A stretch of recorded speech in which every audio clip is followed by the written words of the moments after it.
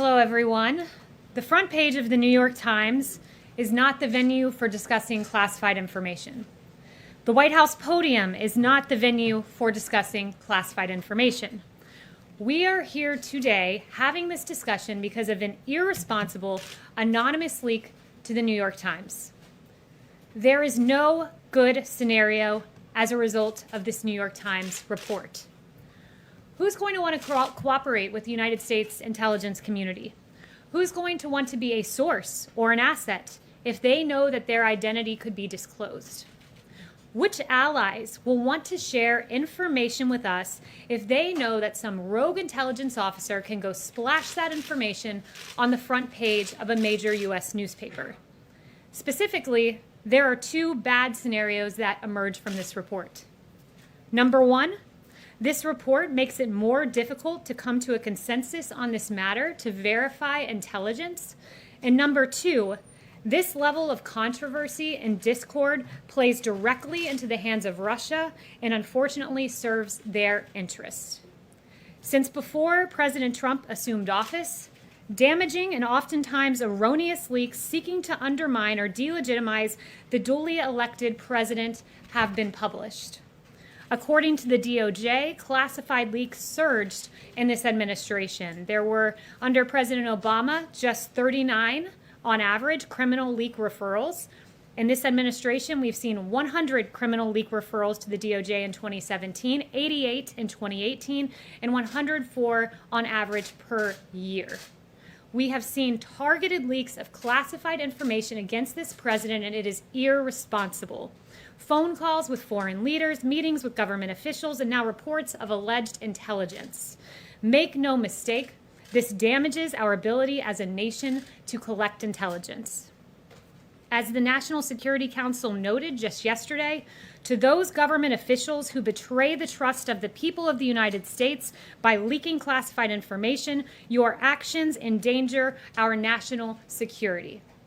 The ODNI said the selective leaking of any classified information disrupts the vital interagency work to collect, assess, and mitigate threats and places our forces at risk. It is also, simply put, a crime.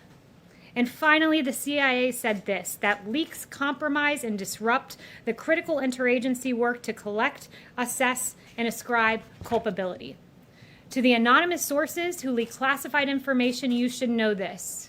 You may seek to undermine our president, but in fact, you undermine our country's safety and our country's security. And with that, I'll take questions. Kristen. Thank you, Kayleigh. When did White House officials first learn that this intelligence about Russian bounties existed? I will say this, the president was never briefed on this. This intelligence still has not been verified, and there's no consensus among the intelligence community. Does the president wish that he had been briefed sooner? I mean, today Joe Biden called it a dereliction of duty. This is a piece of intelligence information that had no consensus, has not been verified, still to this day has not been verified, and there are several intelligence agencies on the record noting that. You have the Department of Defense saying that they have no corroborating evidence to validate the recent allegations. The NSC allegations in recent press articles have not been verified or substantiated by the intelligence community. And the ODNI, we are still investigating the alleged intelligence referenced in recent media reportings, but that didn't stop the New York Times from putting it on the very first page of their newspaper and stopping us from getting to an ultimate conclusion and an ultimate place of having a consensus on the alleged intelligence. Darlene. You said that. Just one more question. If this intelligence does turn out to be true, is the president prepared to take some serious action against Russia and Russian President Vladimir Putin? The president has always taken tough, unadulterated action against Russia. We saw that there's no diplomatic presence on the west coast of our country of Russia because the president closed the consulates. We saw he expelled 60 Russian intelligence officers, sanctioned hundreds of targets, withdrew from the INF Treaty, the Open Skies Treaty, tried to halt Nord Stream, still trying to do that, impose visa sanctions, and many other actions. So make no mistake, this president is prepared to act and will always act in protecting our American troops. We saw in Syria and the strikes in 2018 that dozens of Russian mercenaries were killed. He will always act to protect American troops. That is indeed his track record. Darlene. There's a briefing intel briefing on the president's schedule today. Will this matter be part of his briefing this afternoon? The president has been briefed on what is unfortunately in the public domain because of the New York Times and the irresponsible leak. Yes, he has been briefed, but that does not change the fact that there is no consensus on this intelligence that still has yet to be verified. I have one question. Yeah, Darlene? On another subject, Republican allies of the president, like Kevin McCarthy and Lamar Alexander, have said that it would be great if the president would wear a mask in public, sometimes, to set an example. How much weight do words from McCarthy and Lamar Alexander carry with the president? The president has said he has no problem with masks, that he encourages people to make whatever decision is best for their safety and to follow what their local jurisdictions say. CDC guidelines are still recommended but not required. And the president is the most tested man in America. It's his decision whether to wear a mask. Justin. Let's just set an example. Justin. I wanted to loop back on you saying that the president never been briefed. There's, I think, some dispute over whether in February his PDB included this intelligence information, so I'm wondering if you can say whether or not, he may not have read the briefing book that he was presented with, but was he at some point at least given access to this information? So the PDB is a top secret document that is widely disseminated among government. I will never sit here and confirm or deny what is in a top secret document, so I'll leave it at that. One thing I will say that is routine is when there is intelligence. I was speaking with some folks over in NSC about this earlier and some other folks around the White House. When we get intelligence verified or unverified, deemed credible or not credible, deemed consensus or no consensus, if that information in any way impinges upon the safety of our troops, that information goes to our troops on the ground and to our allies so they can take the appropriate measures. What is briefed up to the president in this case was not the case, was never briefed to the president of the United States because there was no consensus. What is briefed to the president is when there's a strategic decision to be made. So in this case, if there was a strategic decision to be made vis-a-vis Russia, those are the kind of things that are briefed to the president when they're deemed credible.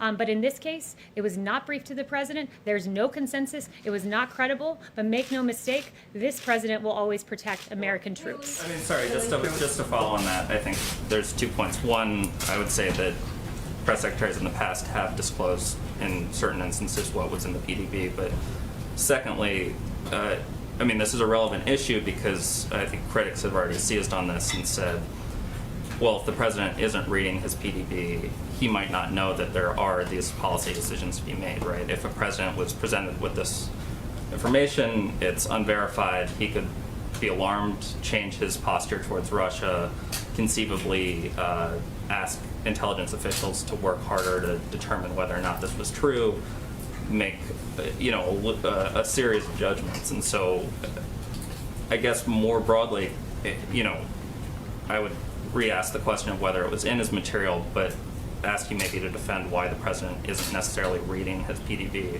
when there are these types of issues that could arise. The president does read, and he also consumes intelligence verbally. This president, I'll tell you, is the most informed person on planet Earth when it comes to the threats that we face. You have Ambassador O'Brien, who sees him in person twice a day, who sometimes takes the upwards of half a dozen calls with this president. He's constantly being informed and briefed on intelligence matters. But I'm not going to allow the New York Times to dictate when we give top secret information and don't give top secret information. That's an untenable proposition. Circle there, then. Yes. Emerald. Thanks, Kayleigh. Does the White House have any comment on Bruce Orr testifying before the Senate Judiciary Committee on the Hill today? So no comment on that specifically, but what I would say more generally is that what Bruce Orr and others in the Obama-era government have to answer for is quite substantial. When you had a dossier full of lies weaponized against this president, Bruce Orr's wife, of course, being involved in the creation of that dossier, which was funded by the Democrat National Committee and in coordination with the Hillary Clinton campaign, and was used to spy on the Trump campaign to be the basis for 2 FISA warrants to launch a 3-year investigation into Russia collusion that ultimately ended in an exoneration of this president and an immense waste of taxpayer dollars. Mr. Orr and many others have a whole lot of questions to answer for. Why was it behind closed doors? Why wasn't it televised given the public interest in these players in the Russia investigation? That would be a question for Congress, but I think the public deserves to know Mr. Orr's answers on those matters. And then one more, if I may. You opened about leakers.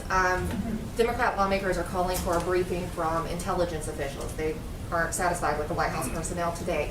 Is there a concern to brief Democratic lawmakers, especially Adam Schiff, given the leaks out of his committee? Look, I mean, I think that Democrats should come forward in good faith. And if anyone has politicized intelligence, we've had the New York Times acting entirely irresponsibly, and you have the Democrat Party politicizing this information, which I think is absolutely disgraceful. Elena. Hi, yes, thank you, Kelly. Senate Majority Leader Mitch McConnell said today that Russia should, quote, absolutely not, unquote, be allowed back into the G7. Does President Trump agree with Mitch McConnell? Look, I haven't spoken to him on that matter. The president believes that we have to have diplomatic relations with the top economies of the world, but there's been no one that's been tougher on Russia than this president. I went through several of those actions. And also, I would note that when it comes to acting on viable, actionable, credible intelligence, there has been no one who has acted more forcefully than this president. He has a track record of that. He has made protecting our American troops overseas his highest and strongest priority.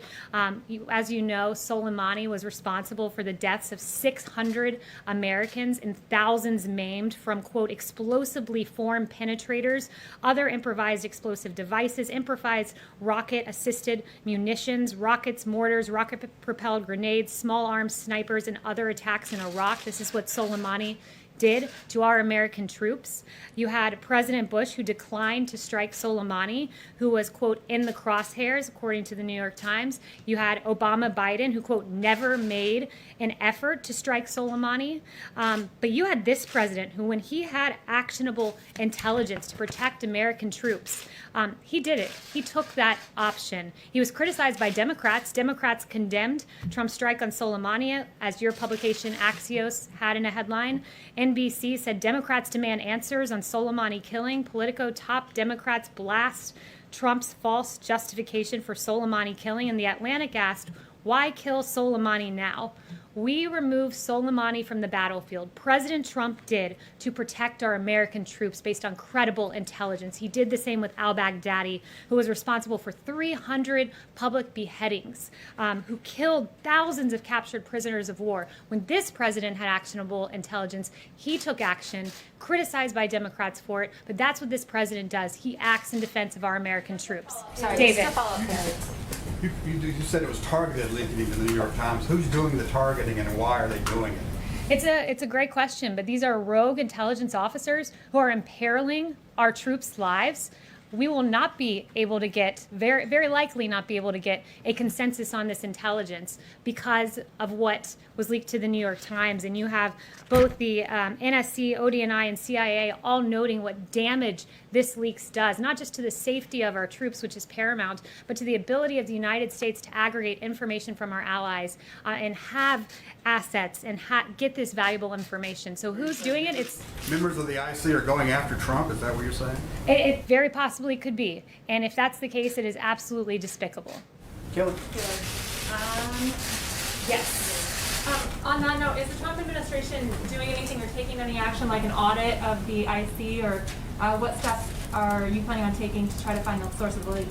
Well, make no mistake, the DOJ has done several criminal leak referrals, 120 in 2017, 88 in 2018, 104 on average per year under President Trump. So we do take those steps. And we do have a president who ultimately, when it comes down to the safety of our troops, he doesn't take impulsive action, he takes deliberate action. And we saw that in the killing of Soleimani and the killing of al-Baghdadi and the protecting of our troops. And at the same time, when you had Iran who shot down a drone, he chose not to strike back in that instance. He chose to protect civilians, to protect our troops. It was the measured response. It was the proportionate response. And ultimately, the ultimate way to protect American troops is to not get into needless foreign wars. This president is on record for decades and decades and decades opposing foreign wars. And Iraq is a great example. A nearly 2-decade war. You have this president who, when Washington Washington was unanimous in saying, we're going into Iraq. This president said,